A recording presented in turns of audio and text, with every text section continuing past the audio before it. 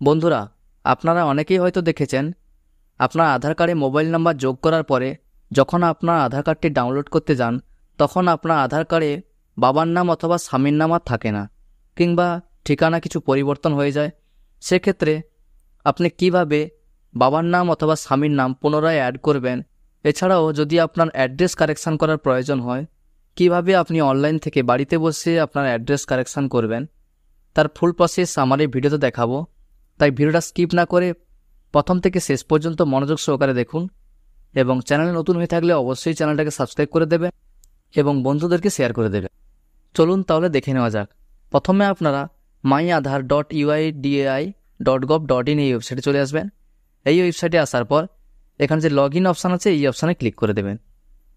Log in অপশানে click করার পরে এখানে দেখুন বলা হয়েছে এন্টার আধার নাম্বার। এন্টার আধার নাম্বার জায়গায় আধার নাম্বারটা বসিয়ে দেবেন। আধার নাম্বারটা বসিয়ে দেওয়ার পর ক্যাপচা কোডের ঘরে ক্যাপচা কোডটা বসিয়ে দেবেন।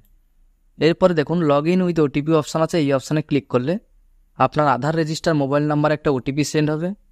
এন্টার ওটিপির ঘরে ওটিপিটা বসিয়ে দেবেন। ওটিপিটা বসিয়ে দেওয়ার পর লগ ইন এই অপশানে ক্লিক করবেন। লগ ইন অপশানে ক্লিক করার পরে এরকম একটা ড্যাশবোর্ড খুলে যাবে। এখানে দেখুন আপনার আধার কার্ডে যদি মোবাইল নাম্বার যোগ করা থাকে সেক্ষেত্রে আপনি কী কী কাজ করতে পারবেন।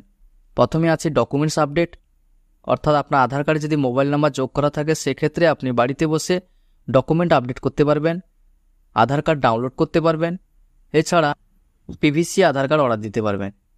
এরপর যে অপশানটা আছে এবং অ্যাড্রেস আপডেট, এখান থেকে আপনি অ্যাড্রেস আপডেটও করতে পারবেন এবং ব্যাঙ্ক সিটিং স্ট্যাটাসও আপনি দেখতে পারবেন এবং ভার্চুয়াল আইডি জেনারেট করতে পারবেন, বায়োমেট্রিক লক আনলক করতে পারবেন এবং অথেন্টিকেশন হিস্ট্রিও চেক করতে পারবেন।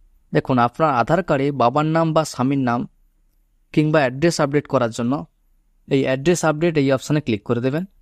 এই অপশানে ক্লিক করার পরে দেখুন এখানে দুটো অপশান চলে এসছে, আপডেট আধার অনলাইন, তারপরে যে অপশানটা আছে হেড অফ দ্য ফ্যামিলি, অর্থাৎ আপনার যদি আধার কার্ডে বাবার নাম বা স্বামীর নাম অ্যাড করতে চাইছেন সেক্ষেত্রে যদি আপনার সাপোর্টিং ডকুমেন্টস না থাকে আপনার বাবা অথবা স্বামীর ডকুমেন্টস দিয়ে আপনি বাবা অথবা স্বামীর নাম অ্যাড করতে পারেন।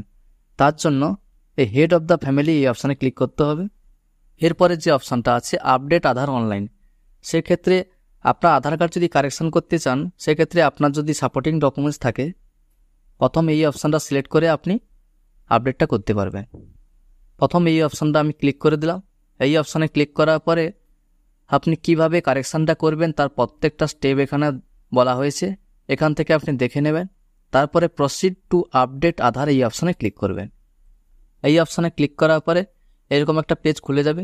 এখানে দেখুন প্রথমে আছে নাম, তারপরে আছে ডেট অফ বার্থ, তারপরে জেন্ডার।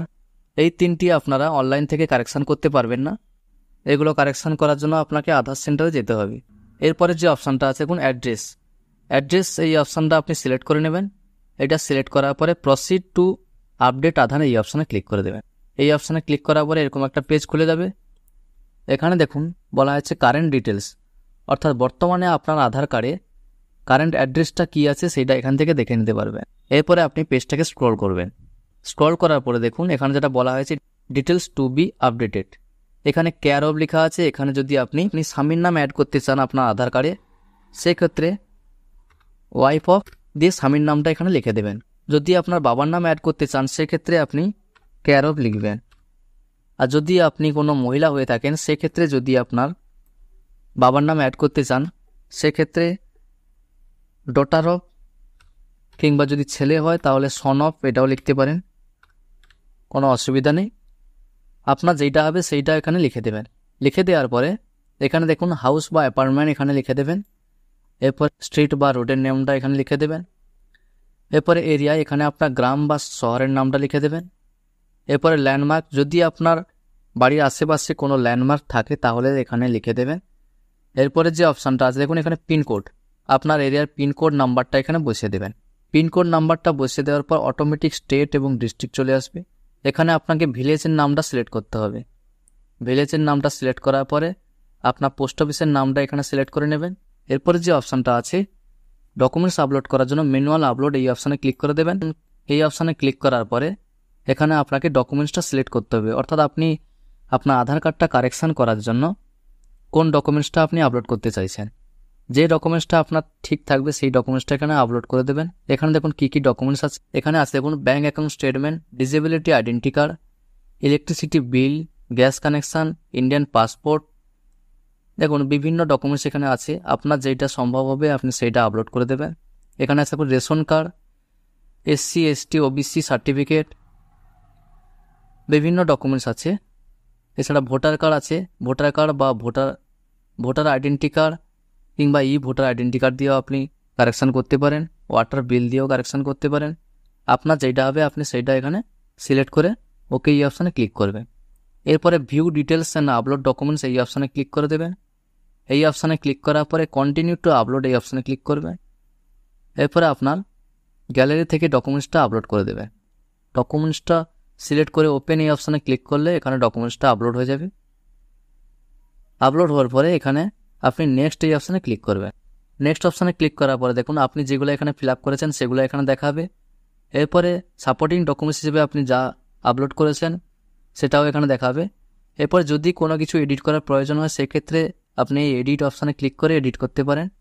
এরপরে দেখুন এখানে যে টার্ম অ্যান্ড কন্ডিশন এই চেকবক্সটা আছে, চেকবক্সের টিকমার্ক দিয়ে ক্লোজ এই অপশানে ক্লিক করবেন। এরপর নেক্সট এই অপশানে ক্লিক করে দেবেন।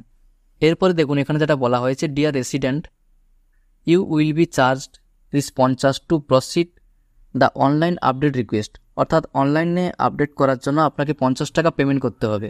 এই টাকাটা আপনি পেমেন্ট না করলে আপনার আবেদনটি সাকসেস হবে না। এরপরে আপনি এখানে চেকবক্সের টিকমার্ক দিয়ে পেমেন্ট অপশানটা সিলেক্ট করে নেবেন। এখানে দেখুন দুটো অপশান আছে, রেজার পে এবং পে ইউ বিজ। এখানে আমি রেজার পে এই অপশানটা সিলেক্ট করে নিলাম। সিলেক্ট করার পরে মেক পেমেন্ট এই অপশানে ক্লিক করে দেবেন। মেক পেমেন্ট অপশানে ক্লিক করার পরে দেখুন এখানে কিউআর কোডের মাধ্যমে পেমেন্ট করতে পারেন। এছাড়া কার্ডের মাধ্যমে, নেট ব্যাঙ্কিং, ওয়ালেট, আপনার যেটা সম্ভব হবে আপনি পেমেন্ট করে নেবেন। পেমেন্ট কমপ্লিট হওয়ার পরে আপনি এরকম একটা রিসিপ্ট ডাউনলোড করতে পারবেন। এখানে দেখুন যে ব্যক্তির আধার কার্ড কারেকশান করা হয়েছে সেই ব্যক্তির আধার নাম্বার প্রথমে লেখা থাকবে, তারপরে SRN নাম্বার অর্থাৎ সার্ভিস রিকোয়েস্ট নাম্বার, এই নাম্বারটা দিয়ে আপনার স্ট্যাটাস চেক করতে পারবেন এবং কত টাকা পেমেন্ট করেছেন সেই অ্যামাউন্টটা এখানে লেখা থাকবে এবং ডেট অফ পেমেন্ট, কত তারিখে পেমেন্ট করা হয়েছে এবং রিকোয়েস্ট টাইপ দেখুন এখানে লেখা আছে অ্যাড্রেস আপডেট এবং আপডেট রিকোয়েস্ট ডিটেলস। নিচের দিকে দেখুন এক্সিস্টিং এবং কারেকশান বা চেঞ্জ, অর্থাৎ আপনার আধার কার্ডে আগে কি ছিল, বর্তমানে আপনি কি আপডেট করেছেন সেইটা এখানে লেখা থাকবে। এই SRN নাম্বারটা দিয়ে আপনি পরে চেক করে দেখে নেবেন যে আপনার আধার কার্ডে যে কারেকশানটা করেছেন সেটা কমপ্লিট হয়েছে কিনা। আজকের ভিডিওটা এই পর্যন্ত। ভিডিওটা ভালো লাগলে অবশ্যই একটু লাইক করে চ্যানেলটাকে সাবস্ক্রাইব করে দেবেন এবং পাশে থাকা বেল আইকনটি অল করে দেবেন।